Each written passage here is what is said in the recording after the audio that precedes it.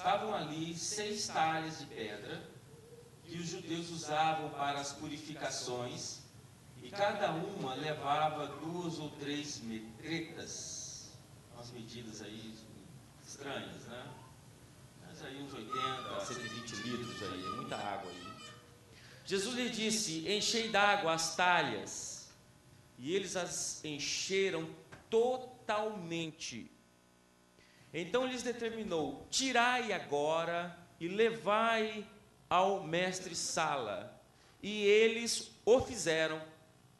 Tendo o mestre-sala provado a água transformada em vinho, não sabendo de onde viera, se bem que sabiam os serventes que o haviam tirado a água, então chamou o noivo e lhe disse: todos costumam pôr primeiro o bom vinho, e quando já beberam fartamente, servem o inferior.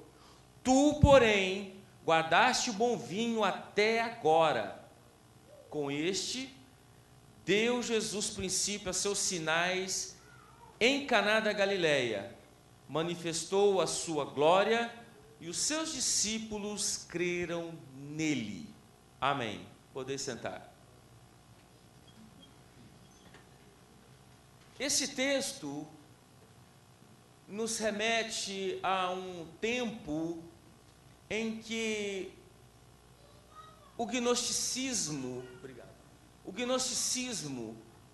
duvidava da própria divindade de Jesus. Era uma das heresias mais perigosas que existiam no tempo do apóstolo aqui, que ele escreveu este evangelho. Esse evangelho, se você observar, ele não tem parábolas. Esse evangelho, ele é bem diferente dos outros 3 evangelhos, que nós chamamos de evangelhos sinópticos. Se você fizer a leitura detalhada dos evangelhos de Mateus, Marcos e Lucas, você vai identificar que há muitos textos que são muito semelhantes, são paralelos, são textos que cada um teve da sua visão, que muitas vezes eles são idênticos. Alguns são mais detalhistas do que outros. O único milagre que está nos 4 evangelhos foi o milagre de João, capítulo 6, quando ele multiplica os pães. Ali, este milagre é relatado nos 4 evangelhos, inclusive neste de João. João, quando vai escrever esse evangelho, já no final da sua vida, por isso que você vai observar muita similaridade do evangelho de João e a primeira carta de João, ele vai escrever esse evangelho de uma forma bem diferente dos demais. Ele vai dizer: olha, eu vou provar a divindade de Jesus, eu vou escrever um tratado provando que ele era realmente filho de Deus, e vou narrar aqui, na verdade, 7 sinais, 7 grandes e poderosos milagres que provam que ele era, sim, o Filho de Deus, que provam, sim, que ele era humano, mas que prova também a divindade, que ele era Deus na carne, integralmente, totalmente Deus.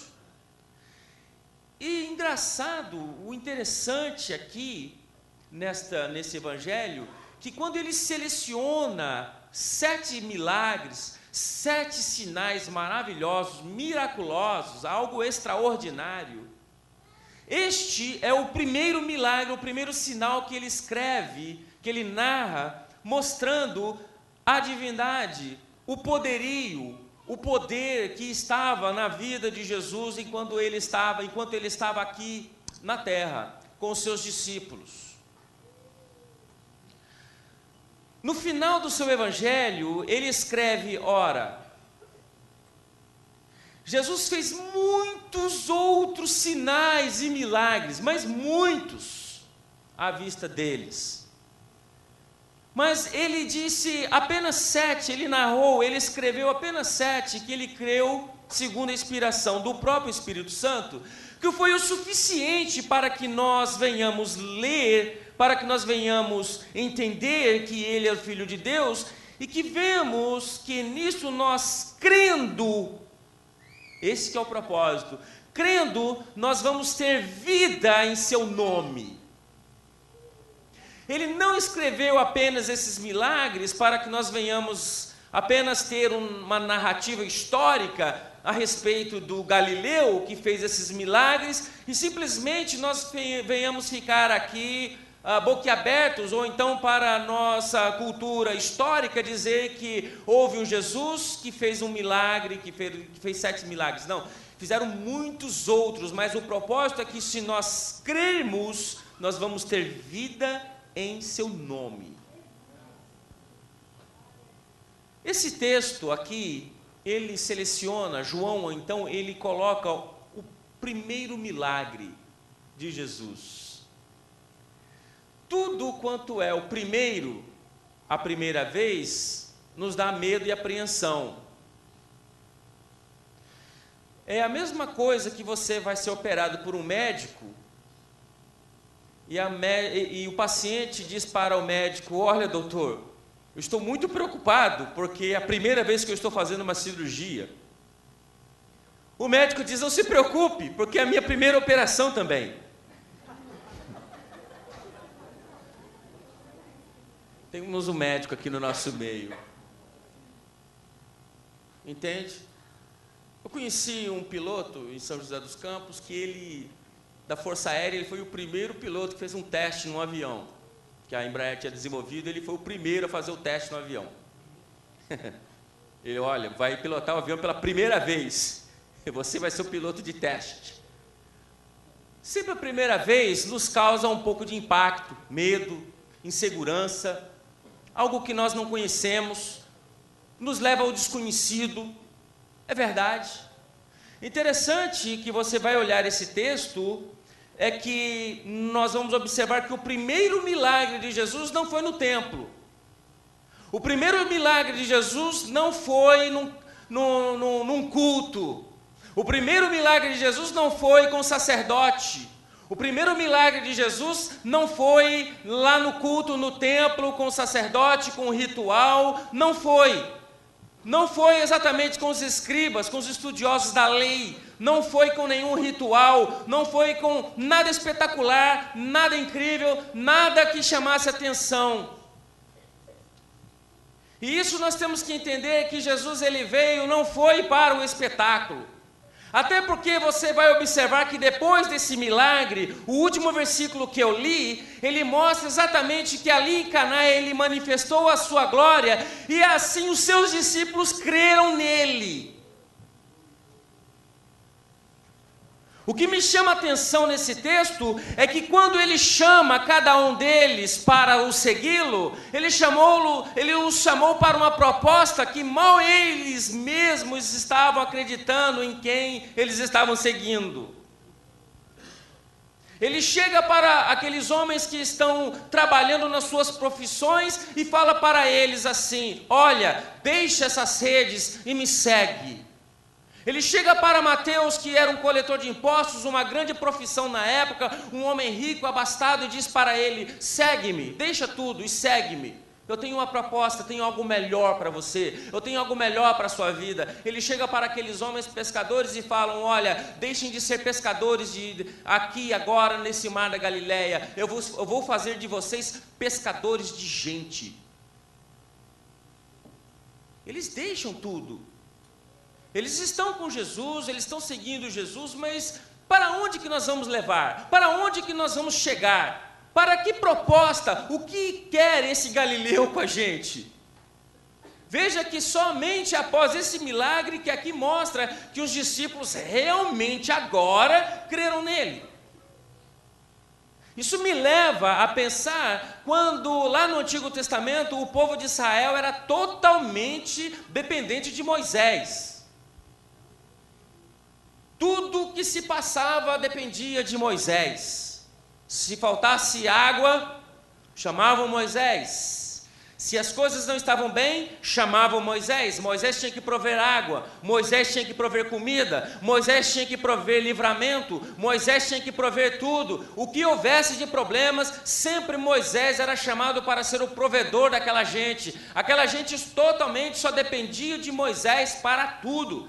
Moisés, num certo sentido, Moisés era até idolatrado por aquela gente, porque tudo se dependia de Moisés.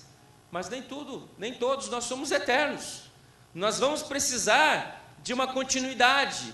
Nós vamos precisar de que alguém continue a etapa adiante. Deus preparou Josué. Moisés morre.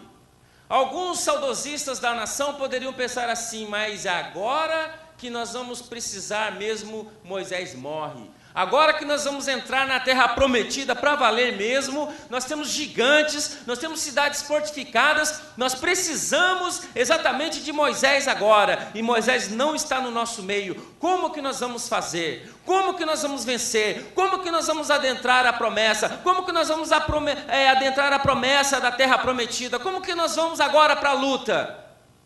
Deus tem o seu arsenal, Deus tem os seus heróis ali trabalhando. Enquanto Moisés, o tempo estava passando, Deus estava trabalhando um Josué para aquela gente. E quando eles estão agora, Deus chamando Josué, e eles estão diante do novo líder, é como se Deus falasse assim: aqui está o novo líder, Josué vai estar com vocês. Até então, esse povo poderia pensar assim: bom, agora é Josué, mas será que Josué é igual a Moisés? Será que Josué agora vai operar os mesmos milagres de Moisés? Será que agora Josué vai estar junto, vai fazer aqueles prodígios, aquelas coisas? Nós estamos acostumados com Moisés, e nós queremos agora alguém que seja como Moisés. Primeiro obstáculo aparece o Rio Jordão.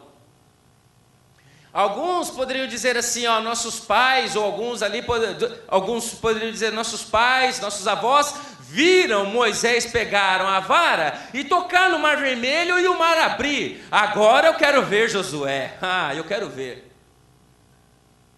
Deus, Ele usa os seus instrumentos, Deus usa homens, Deus capacita homens e mulheres que se colocam nas mãos dEle. Josué chega diante do povo, fala com os sacerdotes e fala: pisa na água que vocês vão ver o que vai acontecer. O Mar Jordão para, e eles começam a atravessar. Eu acho que ali eles começaram a acreditar, não, agora nós temos um líder para valer mesmo. Olha o que está acontecendo aqui. Interessante que o primeiro milagre não acontece, como eu disse, num templo. O primeiro milagre não aconteceu num culto, mas o primeiro milagre aconteceu dentro de uma casa. O primeiro milagre aconteceu numa festa de casamento. Parece ser proposital que Deus faz com que Jesus opere o primeiro milagre no casamento. Não é em vão, não é à toa que nós vemos que nossos casamentos precisam de milagres diariamente da parte do Senhor. Não é em vão que as nossas famílias, a sua família, precisa de um milagre diário da parte de Deus. Por isso que mostra-nos que Jesus foi convidado para operar o primeiro milagre numa festa de casamento.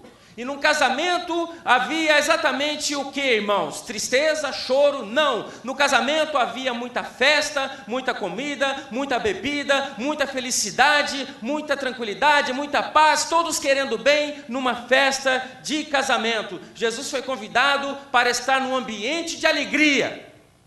Interessante que quando se olhavam os religiosos da época, eram realmente grandes e terríveis fariseus mesmos, que se opunham à alegria e só queriam exatamente era escravizar o povo com as suas leis, com as suas ordens. Interessante. Jesus está ali numa cidadezinha que ninguém conhece, numa cidadezinha pequena chamada Caná. Dá até dificuldade para se olhar no mapa, exatamente não na Judéia, não foi onde estavam a grande parte desenvolvida do país, e sim exatamente na Galileia, lá no norte. Jesus estava em Caná, nessa cidade, e diz o texto que ele foi convidado para estar presente neste casamento. Queridos, a nossa vida, o cristianismo verdadeiro, na verdade, eu nem gosto mais de usar essa palavra cristianismo, porque ele está muito vulgar na boca do povo hoje. O verdadeiro evangelho, ele mostra-nos exatamente a primazia de Deus em realizar seus milagres nas nossas vidas. Exatamente por isto, porque ele verdadeiramente não diz, o evangelho não diz que você nunca irá passar problemas, o evangelho verdadeiro nunca diz que você não vai ter doenças, o evangelho verdadeiro nunca disse que você vai ter dificuldades, não, ele diz que você vai ter lutas, que você vai ter dificuldades, você vai passar aflições, que você vai passar situações adversas, mas a promessa do evangelho é que ele passa junto com você, e que você vai vencer essa fase ruim, essa fase terrível, porque o evangelho mostra que ele nos dá poder para vencer todo o poder do mal, que ele dá poder para vencermos serpentes e escorpiões, ele dá poder para mostrar a nós que ele é tudo na nossa vida, e por isso Jesus foi convidado para estar na festa de casamento, e o engraçado, a picardia do texto diz que o vinho acaba. Não nos diz as razões por que acabam, porque se acaba o vinho. Você já pensou? Numa cidadezinha pequena, em que nem precisa de Facebook, aquele casal vai ficar na história, porque no meio da festa acabou-se o vinho, no meio da festa acabou o suprimento, no meio da festa acabou exatamente o que eles queriam para trazer tristeza e alegria. Esse casal estava realmente condenado à destruição, à vergonha, à humilhação dos seus convidados. Aquela gente, todo mundo ia marcar aquele casal para o resto da vida, dizendo: você conhece o casal fulano? Conheço, aquele que acabou o vinho na festa, né? Conheço sim. Ah, claro que eu conheço. Todos sabem. Eu pus no Facebook. O que é bom desse texto é que Jesus foi convidado para estar nesse casamento. A diferença da sua vida, a grande diferença da sua vida, o grande diferencial para a sua vida, para o tempo que nós vivemos, de dificuldades, de lutas, não é o quanto você é poderoso, o quanto você é potente, o quanto a sua intelectualidade pode te levar a resolver certos problemas, mas sim, quando Jesus está presente na sua casa, Jesus está presente na sua família, Jesus estará presente no seu casamento, te livrando do mal, te livrando da escassez, te livrando do perigo. Jesus foi convidado para estar presente naquele casamento. Jesus quer ser convidado para estar na sua vida. Por isso que muitas vezes você não tem vitória esmagadora sobre a sua situação, sobre o seu problema, sobre aquele propósito, porque você não chama Jesus para estar na sua vida. Jesus muitas vezes ele está fora da sua casa, Jesus está fora dos seus planos, e por isso você se bate para todo lado, tentando levar de todo quanto é jeito, a ferro e fogo. Você não consegue, se estressa, se cansa, fica enfermo, fica doente, você quer sair da igreja, mas o problema é simples e básico, porque Jesus não foi convidado para estar na sua casa, no seu problema, no seu casamento, na sua família. Ele quer estar na sua casa, na sua família, para fazer toda a diferença que você nunca imagina. Ele vai fazer um milagre extraordinário, mas ele tem que estar presente. Acabou o vinho. Nós, nas nossas vidas aqui, nesta noite, já tivemos situações, todos nós, eu tenho certeza que já chegou o momento que Acabou o dinheiro, irmão Wagner. Acabou o emprego. Acabou a alegria. Acabou o quê? O que acabou? A paz. O que acabou? A tranquilidade, a segurança. O que acabou na sua vida? O que acabou no casamento? Você fez tudo certo. Você calculou certo. Você fez seu plano certo. Você fez tudo corretamente, mas não deu do jeito que você calculou, porque tudo deu errado. Muitas vezes o problema não está na sua... Você pensa, mas será que eu falhei? Aonde foi que eu falhei? Eu fiz as contas certas, eu fiz o cálculo certo e acabou o vinho. Acabou a paz. Acabou-se a tranquilidade. Acabou-se a segurança. Qual é o problema? Querido, é básico o problema. Muitas vezes o problema está porque nós não pensamos que as coisas vão acabar.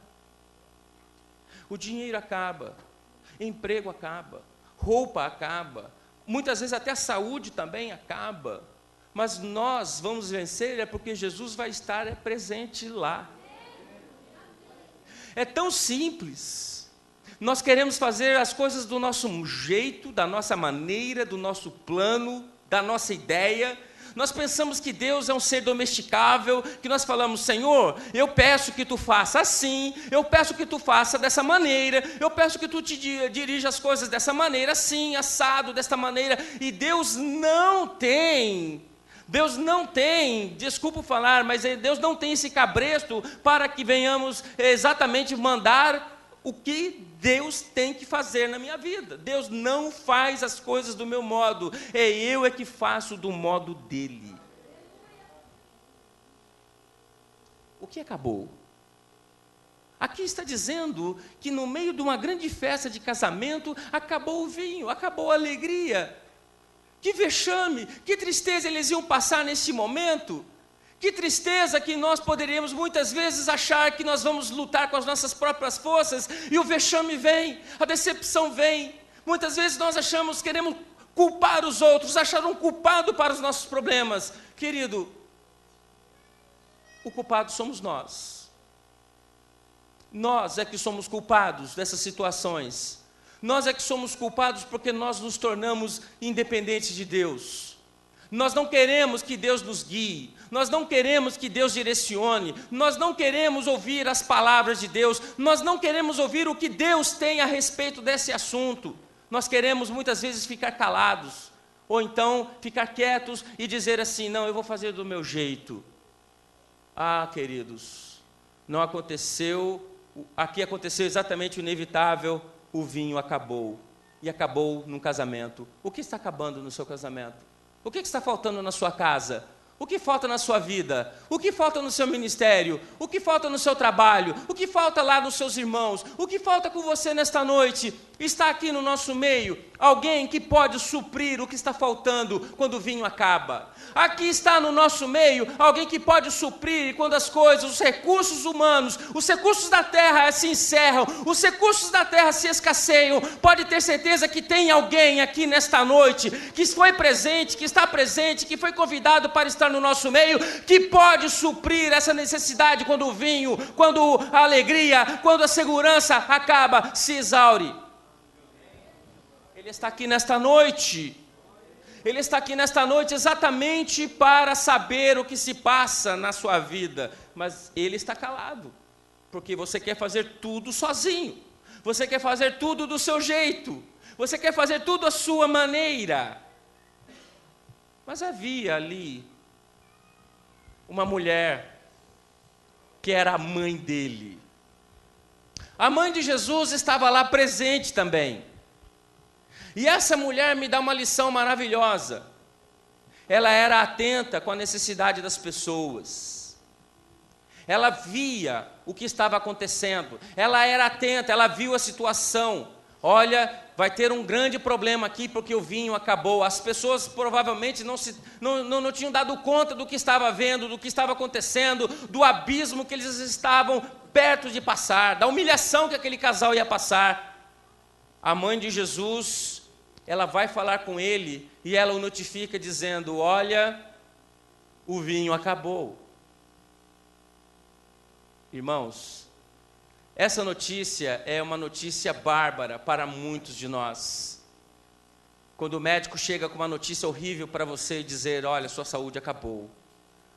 Ou quando a sua esposa, o seu esposo chega para você e diz, olha, perdi o emprego. Ou quando você chega e diz o que seja que está faltando na sua casa, ou o que você está pedindo e diz, olha, acabaram os seus recursos. Acabou-se tudo. Tudo está acabado.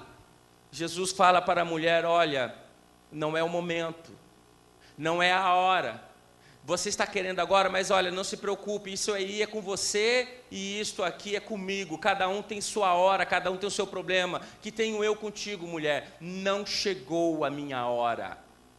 Queridos, Deus tem um trabalhar, Deus tem um tempo de trabalhar na minha vida. Deus tem um modo de trabalhar na sua vida. E vai se entender o tempo de Deus quando Ele diz que 1000 anos é como um dia. Quando 1000 dias para Ele pode ser como 1000 anos, pode ser como um dia também. Você não sabe essa conta, como que nós vamos determinar o tempo de Deus trabalhar em mim e você? Ele está trabalhando, Ele diz, olha, não é meu tempo, não é minha hora, não está chegado o tempo ainda.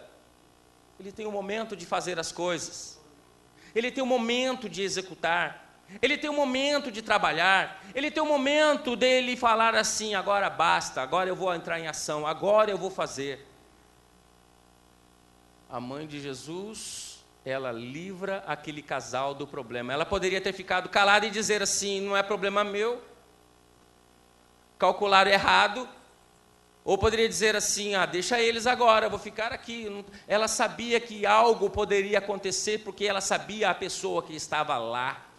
Quem foi convidado para aquele casamento não foi qualquer um, foi o Filho de Deus, foi Jesus. E Ele precisa estar na nossa vida, Ele precisa estar no nosso casamento, Ele precisa estar dentro da nossa casa. Dias terríveis aguardam esse planeta Terra, dias terríveis, trabalhosos, dias tenebrosos aguardam o planeta Terra, aguardam esses homens aqui, e muitos de nós estamos muitas vezes negligentes, displicentes, pensando que as coisas estão bem, e nós temos que estar sempre aos pés do Senhor Jesus, você e a sua casa, você e a sua família, você e sua esposa, você e seus filhos, e sempre tem que estar Jesus presente, porque os dias são maus. Não podemos dar o luxo de ficarmos em casa sem ler a palavra de Deus, sem orar junto, sem vir ao culto, sem estar meditando na palavra de Deus.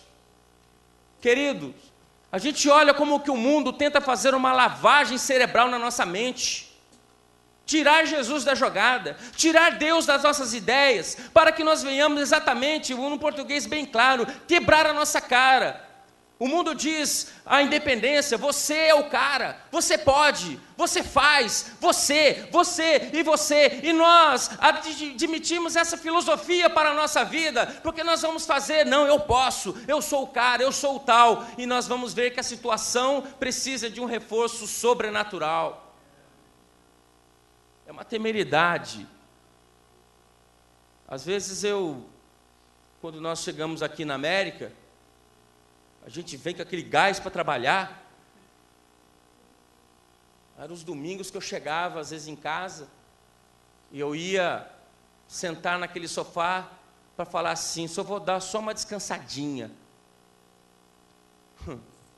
Aí essa descansadinha era o quê? 6 horas da tarde, até 6h30, uma hora aqui perto, quando eu ia ver o relógio, 7h30, 8 horas. Puxa, perdi o culto. Aí hoje, eu vejo a minha filha, eu estou exausto. Vamos na igreja. É uma temeridade nós temos nossos filhos não trazendo na escola dominical. Seu filho cresce sem conhecer a palavra. Seu filho cresce sem conhecer Bíblia. Seu filho cresce sem conhecer Jesus. Isso é trágico. Isso é trágico, porque o mundo está cada vez mal. Satanás está vendo que o tempo está acabando. Ele quer destruir com as famílias, ele quer destruir com a casa, ele quer fazer com que você não creia em Deus, ele quer que o seu filho não saiba quem é o Deus das maravilhas, o Deus do poder, o Deus que opera, o Deus que sabe, ele quer exatamente a destruição, mas o nosso Deus quer que você venha para cá, quer que você esteja junto, abra a Bíblia, leia, ore, cante, pregue, faça o que for possível para que seu filho fique impregnado da palavra de Deus e saiba que existe um Deus na casa dele, que existe o Deus da família dele que opera, que faz, que salva, que livra do poder do mal, um Deus que está atuando no nosso meio, embora o mundo fale o contrário, mas nós cremos que o nosso Deus está trabalhando sim no nosso meio. É uma temeridade nós acharmos que não precisamos de Jesus nos dias de hoje.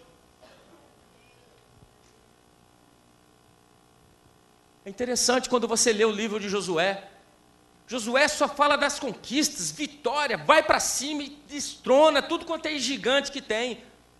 Você pensa que não acabaram-se as terras? Não, havia muita terra para ser conquistada. Deus fala para Josué, olha, fala com esse povo, diz a eles e continuarem a luta. Josué fala, olha, já estou velho, mas olha, temos muito que fazer, vamos continuar lutando, cada um lute pelo seu pedaço de terra, vamos à conquista, mas olha, se vocês percebam quem vocês vão seguir, mas eu e a minha casa serviremos ao Senhor.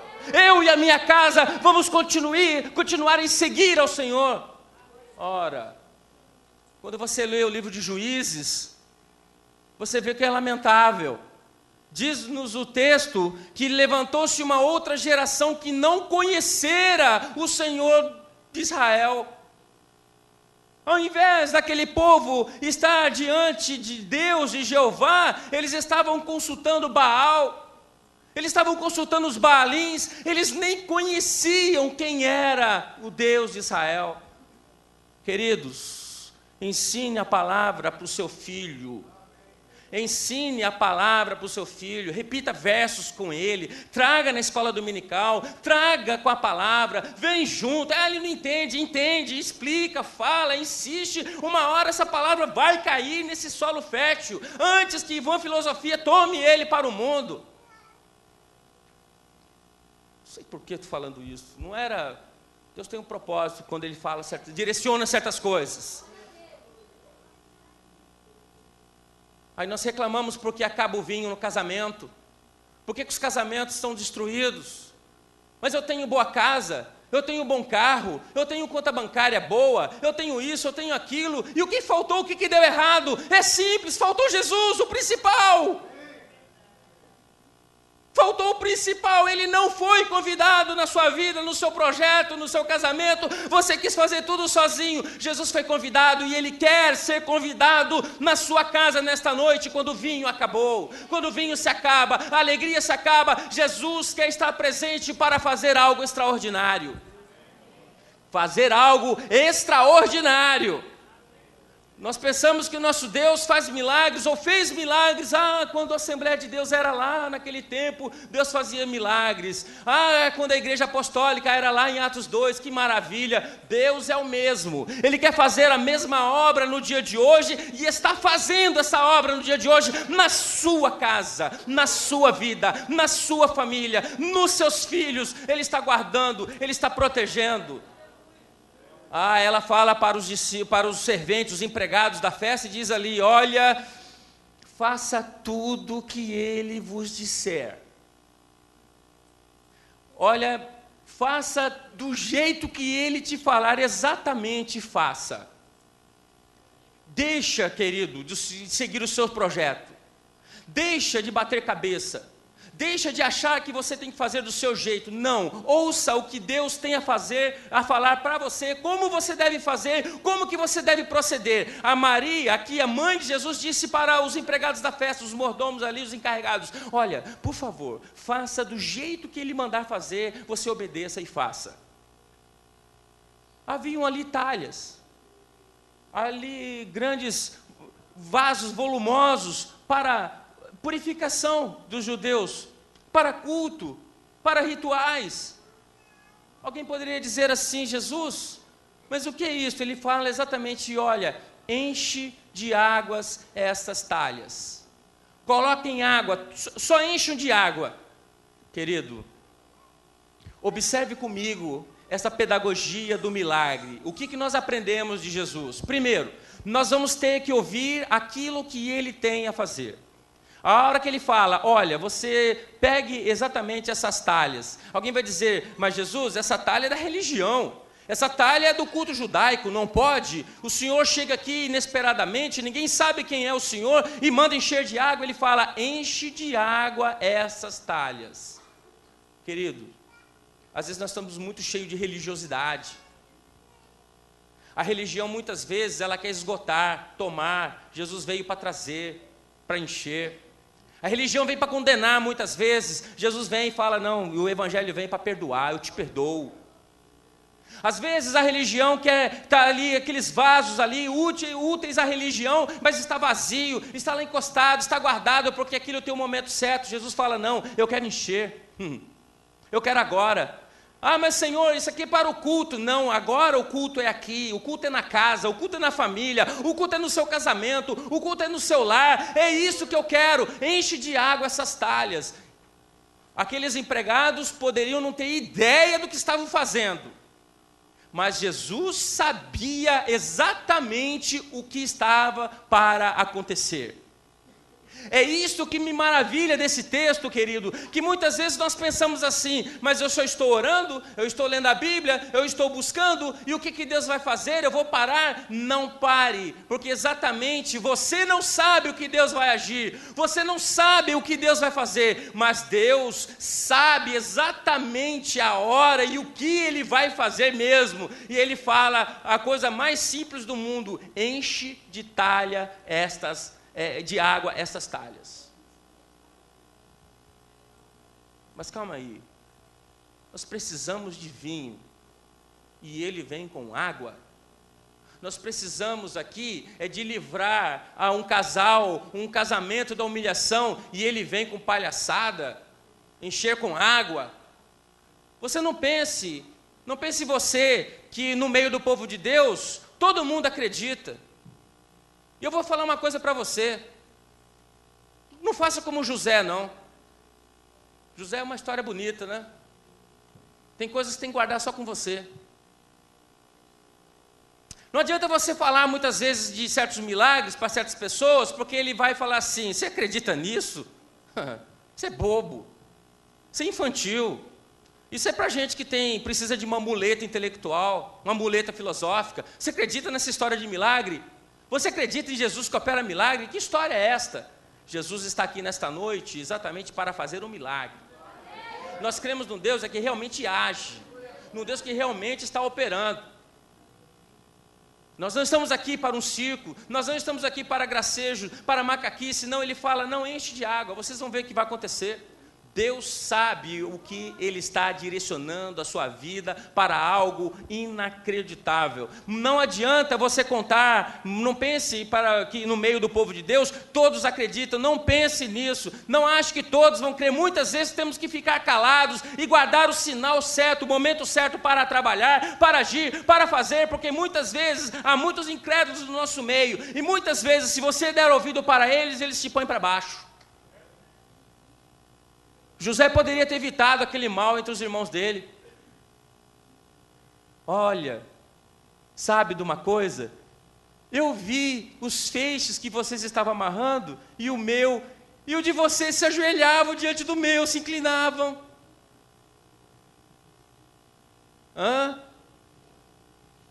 Quer dizer que você está dizendo que nós vamos ajoelhar diante de você? Quem pensa que você é? E te jogam no buraco. Exatamente. Te jogam no buraco, te vendem, vão te trair, vão te enganar, vão tentar tirar você do propósito, do plano, mas não faça isso, guarde com você. Maria sabia e viu assim, olha, não vou falar o que está acontecendo, mas olha, faça o que ele vos disser.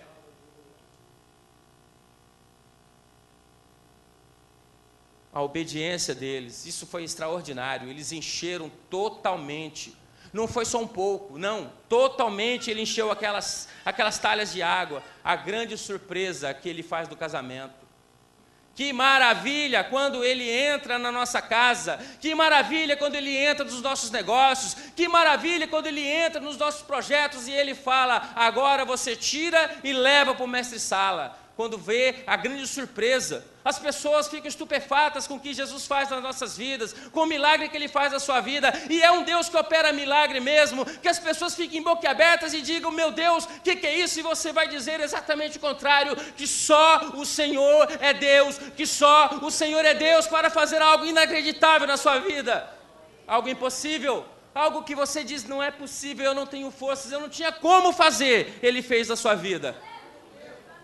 Ele transforma a água em vinho e fala, na hora que ele pega e leva, fala, leva lá. Imagine a cena, imagine as pessoas de olho no que estava acontecendo. Imagine os críticos, imagine os incrédulos, imagine as pessoas que estavam trabalhando na festa, o desespero que estava vendo. O que esse homem vai fazer agora? O mestre-sala vai provar. Ele percebe que há algo extraordinário. Não é somente o vinho em si. Não é somente transformar a água em vinho, que independente da qualidade do vinho, já estava bom demais, né? Mas houve um diferencial. Houve algo extraordinário. Houve uma pitada de algo sobrenatural naquela cena. O mestre-sala chama o noivo e diz, olha, nós não fazemos o que você fez, você está fazendo exatamente o contrário de todos, você está dando o vinho bom, o ótimo, o melhor que você tem, você está dando depois que todos, não é assim que nós fazemos, você dá primeiro aquele bom vinho, depois está todo mundo alto, alegre, já comeu bastante, aí você traz lá o de segunda categoria, você fez exatamente o contrário, querido, milagre de Deus na minha vida, o milagre de Deus na sua vida, o milagre de Deus nas nossas vidas é algo extraordinário e melhor e suplanta aquilo que você imagina que Deus vai fazer. Deus faz algo extraordinário, superior àquilo que você imagina e pensa, infinitamente mais do que aquilo que nós pedimos ou até pensamos, porque Ele é um Deus fiel, é um Deus que trabalha na minha vida, na sua vida, no seu casamento, na sua casa, nos seus negócios, no seu trabalho. Temos lutas, temos dificuldades, mas Ele está conosco para passar essa luta e reverter esse quadro que está dando como perdido.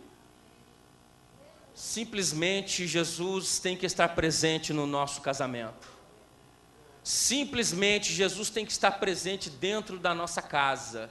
Senão nós não vamos suportar, nós não vamos vencer, você não chega lá. O incrível é que ali Jesus mostra o grande milagre. Ali Jesus mostra a sua glória. Ali Jesus inicia os seus milagres, o seu ministério exatamente numa casa, exatamente num casamento, exatamente numa reunião de família.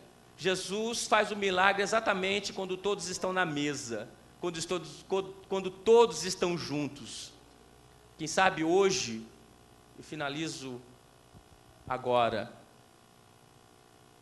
quem sabe hoje, aqui, em que todos estamos reunidos, assentados, ouvindo a palavra de Deus, o que o Espírito Santo tem ministrado já em nossos corações nesta noite, você sabe o que acabou na sua casa, você sabe o que está faltando na sua vida, você sabe exatamente o que está faltando dentro da sua casa. Não precisa ninguém falar, não precisa ninguém saber.